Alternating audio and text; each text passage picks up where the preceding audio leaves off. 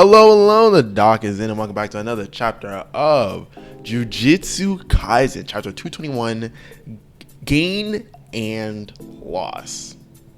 Last chapter, we have the gang. They're together now. We have some little things here and there. Basically, I've set up for, people are going to get their power-ups. The gang's working together. We got plans being made in place. Gojo's going to be freed soon. Let's go. That is last chapter. So, chapter starts off, and Angel, Kurusu, they're basically like, so you're going to open the seal right here in this building, and Yuji and Takaba are there, and they're like, yeah. And Takaba's like, oh, well, we actually should put up decorations and so on. Angel explains, and they're basically like, time flows differently in the Prism Realm. What if he's gone insane? What are the possibilities? And then we release him, and he does like super heinous evil crimes. We also got Hikari kind of mentioning the idea of like, oh, you could use it like a time machine, because if time flows differently in there, or at least time kind of stagnates, you could be put in there, and then the time you come out, you're like well into the future, right? But basically, Angel's like, no, you don't understand. It's different, all right? You can feel like it's been hundreds of years in 19 days. The 19 days that Gojo's been in there, you can feel like it's been forever. So we don't really know what his mental state's going to be like. So it may not be the greatest idea to just open it up with him like in the middle of the city, right next to all of us, that he beats the shit out of everyone, because he is, as she mentions, the strongest person in the current generation of sorcerers, like by far. So then I move to Saitama Prefecture. I think this is a reference to One Punch Man, but maybe this is a real place. But I'm gonna say it's a reference to One Punch Man. Proceeding on, they put the prison room down. They got this little area. Everybody's hiding behind like little. I don't know if if you played like a shooting game, or like seen, I guess, a war movie, or in the military, I guess. But either one of those two things, right? You got like sandbags that they hide behind. They use as cover or whatever for like explosions and stuff sometimes. Yeah, they're hiding behind those, right? Everybody's there, and they're kind of watching, and they're like, all right, well, when ready.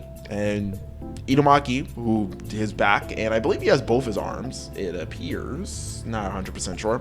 We don't get a lot of focus on him, but he gives the okay. And Angel, Kurusu, they use Jacob's ladder. A giant ray of light hit the prison realm, and there's like I wouldn't say a big explosion, but it's like it's kind of an explosion. And then everybody's like, all right, well, let's go see. Is he back?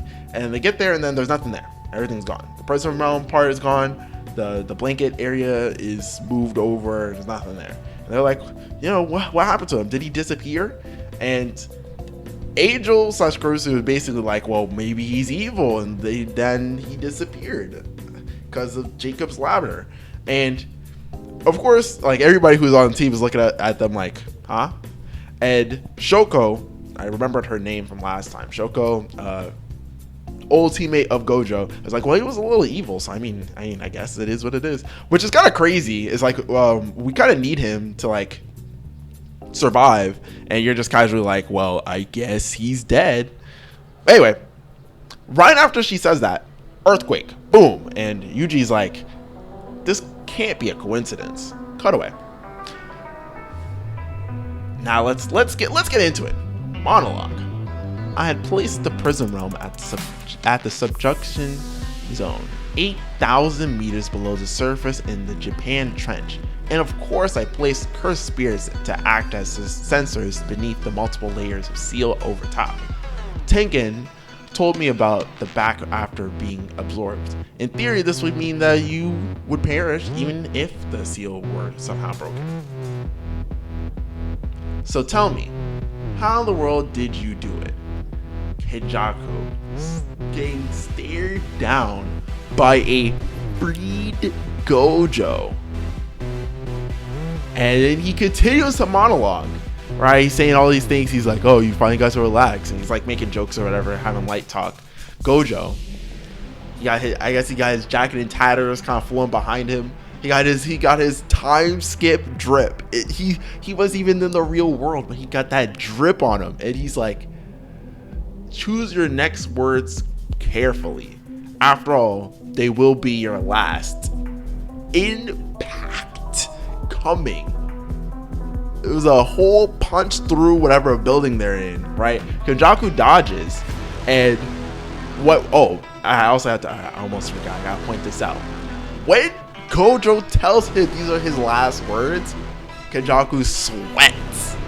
You know what that means. When the artist draws the sweat, when the mangaka draws the sweat on, that means that nigga's like, fuck, I'm finna die. Like, it's over for me. We're chopped. So he's able to dodge, or rather, he's saved by Megami, I guess. Or should I say Sukuna. They come in contact, he blocks off the attack, and this is, mind you, Gojo doesn't know anything about he's not rendezvous with the team, so he doesn't really know what's happened as of yet. What's happened is that he came out of the prison realm, he escaped the impossible as far as Kenjaku is concerned, and then proceeded to come to Kenjaku and basically be like, your ass is grass and I got the lawnmower. And when he was about to go wash Kenjaku, Sukuna showed up and stopped him. That's all that's happened. So he doesn't even know. He just sees that this looks like Megami, or at least it appears to be Megami's body, and he's like, you've changed since the last time I saw you, Megami. And of course Sukuna's like, immediately he's on business, and he's like, you do remember that you're the one who I said I was gonna first kill, right? And they come down, right?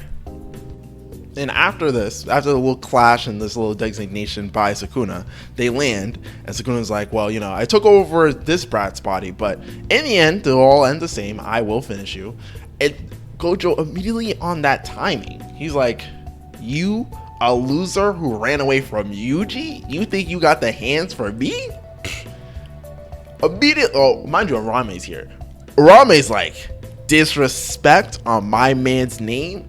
Immediately goes in for attack. Now, suicide by Gojo, interesting decision, because immediately Gojo, he swings on her. Well, him, her, they. Arame gets bodied. That's the long short of it. She gets boxed up, pieced up, sent flying, and Gojo's like, and who are you? Mind you, he, again, at the time, he never met this person. So as far as he knows, he talks shit to Sukuna, some white-haired, right-haired person with red highlights, tries to swing on him, and so he just packs him up. It's like, I mean, I don't know what that was about, but I mean, peace. And so after this, Kenjaku comes down, and he's talking to Sukuna. He's like, hey. Before you beat him up, Sukuna, how about you do me that favor, all right? You gotta do that thing first. And so Gojo's like, Sukuna taking orders from a bitch? Oh, I thought you were the king of curses. I must have had the wrong one. So he immediately starts talking shit, right? But this does keep Sukuna from attacking. And Gojo also thinks in his head, he's like, fuck. Actually, I also have some stuff to do before I squabble up everybody. He only intended to just pull up and just bury Geto's body. That was the only reason he pulled up. He didn't pull up to like, well, I mean, he did pull up to beat the shit out of Kenjaku, but he didn't come to like stop the culling games. I don't even know what the culling games are. Again, he didn't meet with the rest of the game. So all he's really done is just immediately he was just like, let me find Geto, let me whatever's taking over his body, let me exercise it and put my friend to rest like he belongs. And then he also was like, oh, I have some other stuff I want to do as well. And probably the reason why Sukuna is listening to Kenjaku is because of a binding vow. Very good point.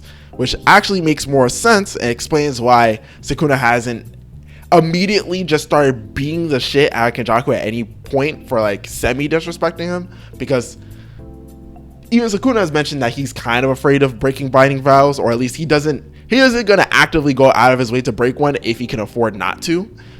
And it's just a little bit too friendly, Niggas get packed up for being too friendly with Sukuna. So the fact that Kenjaku gets to be friendly, But we continue on. Sukuna's basically like, all right, we can fight later. And so they decide that they're going to fight December 24th, Christmas Eve. And Gojo's like, well, the reason why I want to fight later on, because Kajaku kind of points out, he's like, oh, you try to make it romantic, set up a date for us and everything. He's like, no. It'd just be weird to have 2 different death dates, like huge death dates, you know? I gotta put you guys in a pack the same day I put Kenwa in a pack the first time. Just make it all, you know, come together nicely, you know, like in a neat bow. And Kajaku talking hot shit, all right? He's like, you think you can win? Gojo, it may have been 19 days or 19,000 years for Gojo. But in the end, he gotta spit that shit the same way he did in the very beginning of the story. I will win. End of chapter. This is Jujutsu. This is peak.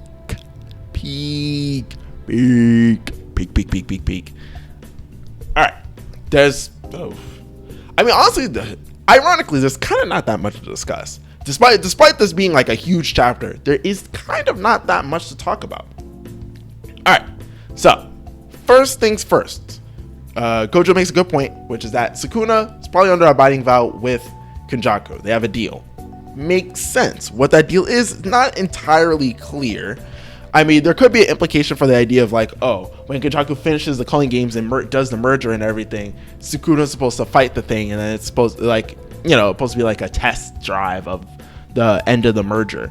Potentially, but I feel like that's unlikely because they have the fight coming up, and the implication is that whatever Kenjaku wants Sukuna to do takes place before the merger, because, well, Gojo and the team are gonna try to stop the merger. So it's kind of like, you know, it has to be before, because otherwise Sukuna can't fight Gojo, because they're not supposed to fight until after Sukuna does the thing that Kenjaku wants him to do.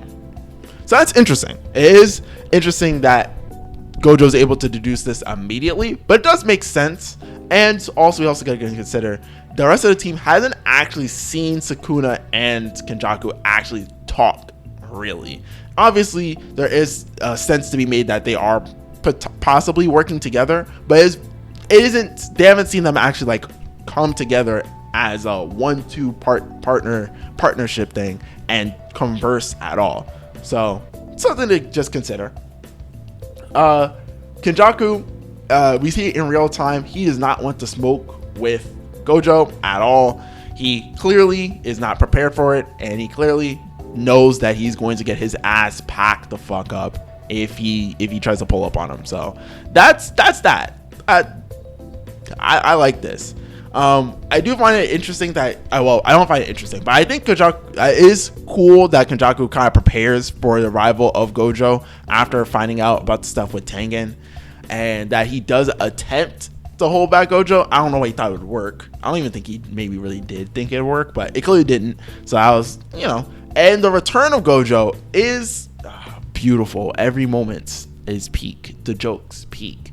The egoists. All right, we got Blue Lock coming out prior to Blue Lock becoming popular prior to Gojo coming out. So I'm feeling a little cross-verse terminology. We see the egoist come back. That nigga talking shit. I love it. All right, we get a little clash between Sukuna and Gojo. Gojo's still very confident. Look at the face of 2 different top tiers.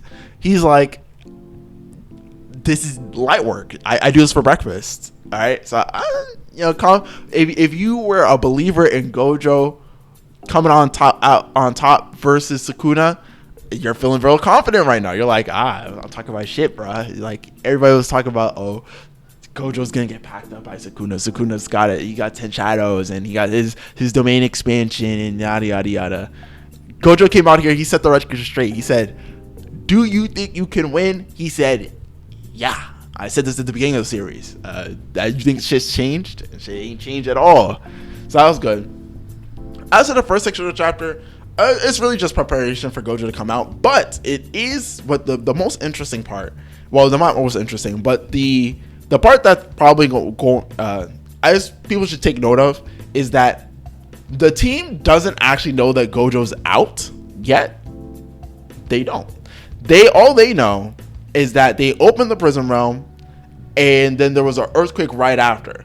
Obviously, Yuji then says like it can't be a coincidence, because it's just like, well, you know, there has to be something to it. Obviously, you know, if we open the thing, we start talking about the prison realm and whether Gojo's supposed to be out, and then immediately there's a earthquake.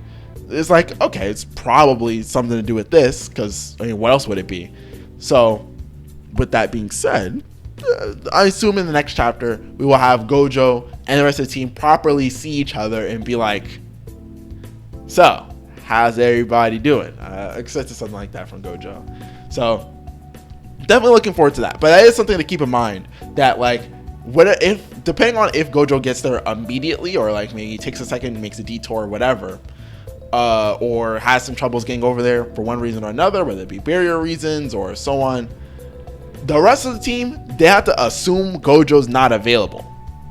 They don't have the option to assume that he's there. Now, given there's a whole month that they have before the actual official date of the fight, which again, they also don't know that either as of right this moment.